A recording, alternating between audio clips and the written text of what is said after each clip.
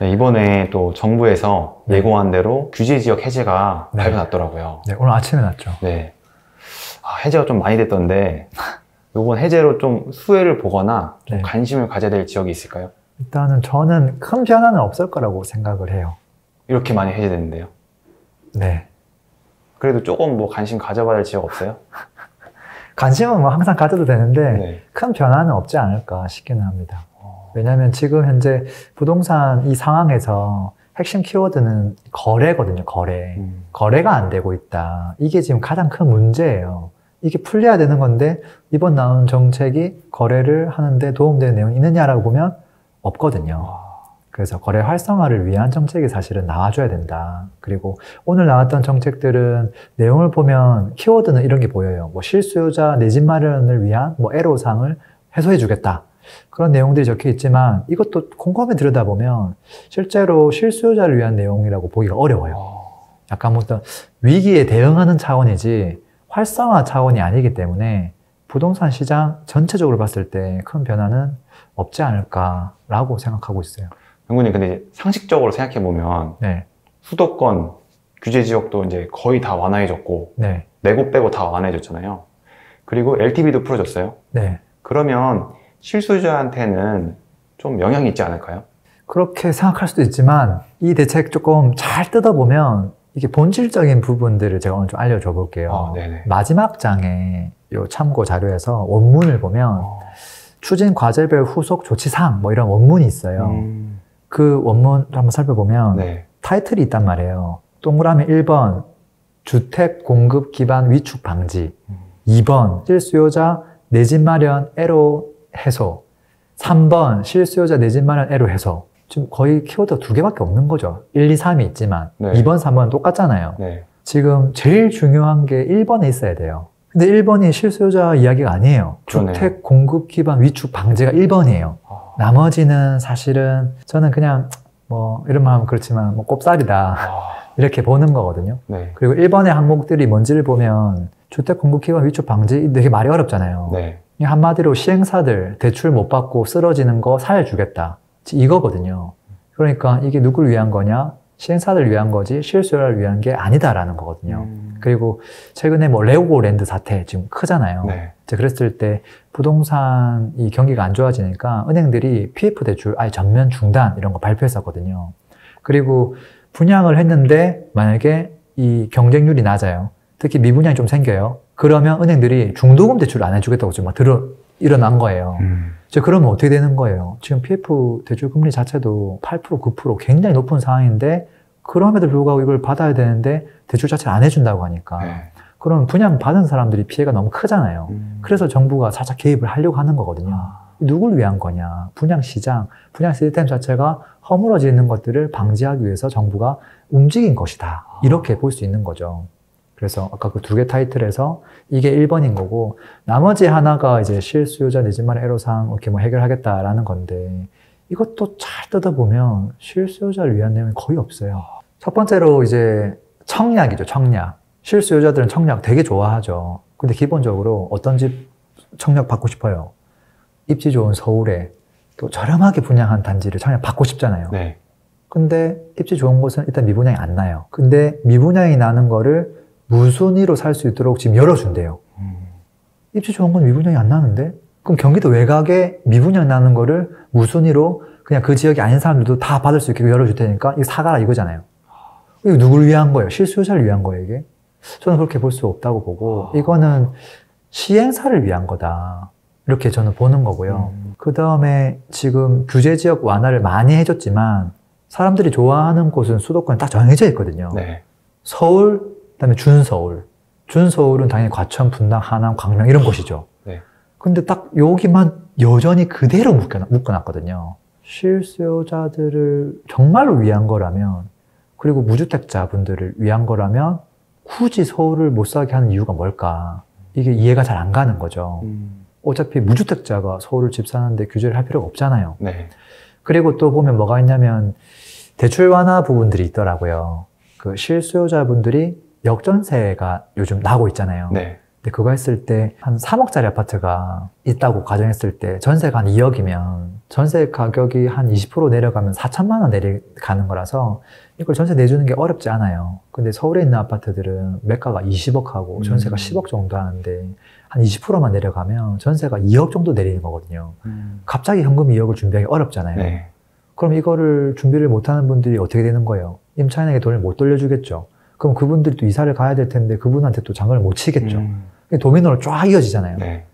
그러면 이거를 지금 앞으로 해주겠대요. 그러니까 그냥 일반적인 담보대출이 아니라 기존에 보유하고 있는 주택들도 대출을 할 수 있게끔 해주겠다고 하는데 과연 누구를 위한 정책이냐.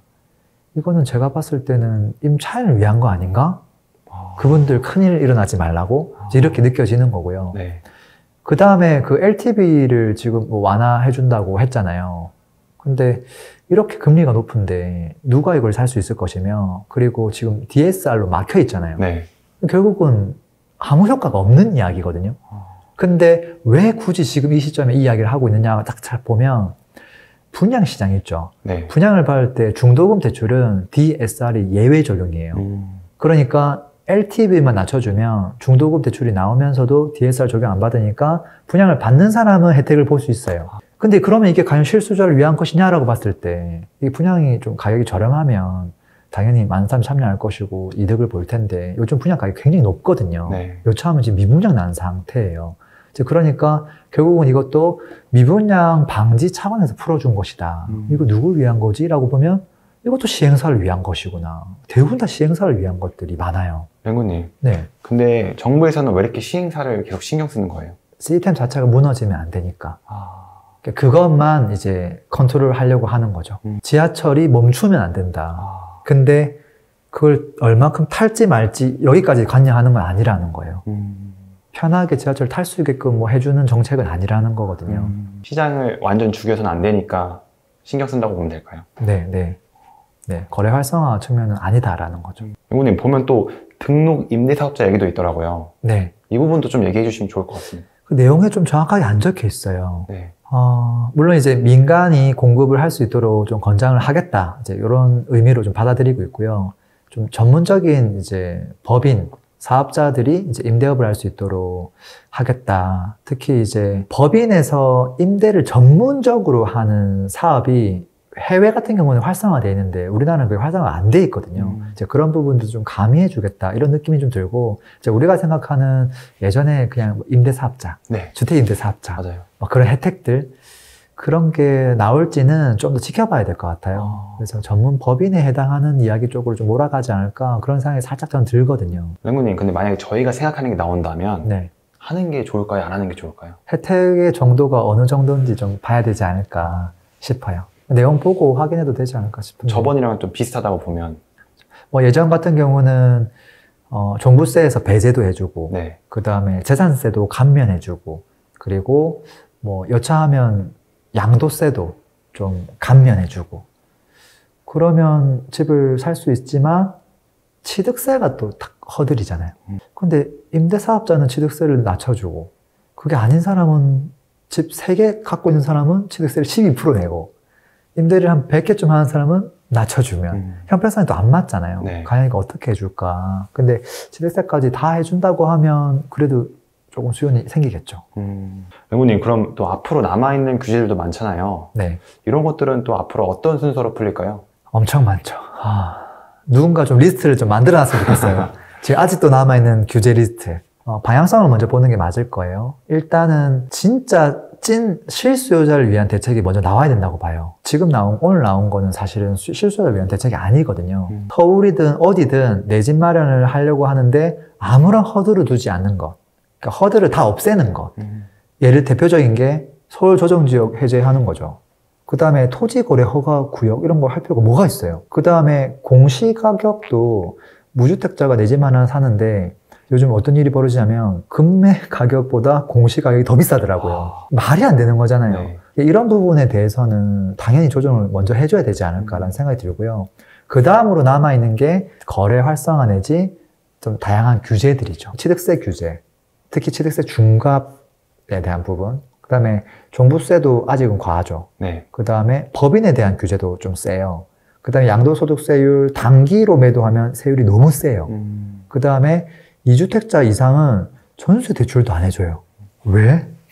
뭐 그런 부분들이 있거든요. 그 다음에 사업자 담보대출 안 되고요. 그 다음에 분양권이나 입주권, 주택수에 다 포함시키고요. 아직 주택이 아닌데도 불구하고. 그 다음에 분양가 상한제 적용받는 것들은 전매 제한 있죠.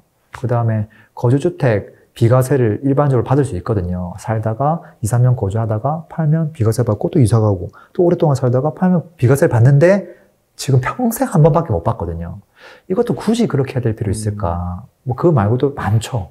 근데 이 중에서 먼저 시행을 한다면 실수요자를 위한 것들을 먼저 하는 게 맞겠죠. 근데 이것만 해서 분위기가 좋아질 수 있을까? 그런 생각은 또 안 들어요. 궁극적으로는 거래 활성화를 위한 대책들이 나와줘야 된다. 그런 생각이 많이 들죠. 거래 활성화에 있어서 조금 되게 중요한 이 정책들은 취득세 중과 이게 좀 큰 것 같고요. 네. 그 다음에 보유할 때 따른 종부세, 그 다음에 법인들 전혀 못 사게 해놓은 거, 그 다음에 사업자로 뭐 대출 같은 거 아무것도 못 하게 해놓은 거, 그럼 전매 제한 이런 것들은 다 거래를 다 묶고 있는 것들이라 보거든요. 네. 그래서 이런 것들도 나중에는 나오지 않을까 그런 생각도 듭니다. 랭구님, 그럼 첫 번째로 이제 진짜 실수요자를 위한 대책이 나오고, 네, 그 다음에 이제 거래를 할 수 있도록 하는 대책이 나온다. 네, 이렇게 정리하면 될까요? 맞습니다. 네, 랭구님, 앞으로 또 어떤 대책이 나올지 계속 지켜봐야겠습니다. 네, 저도 좀 지켜보고 또 새로운 게 나오면 또 안내 드리도록 할게요. 오늘도 들어줘서 감사합니다. 행복한 하루 되세요. 피스!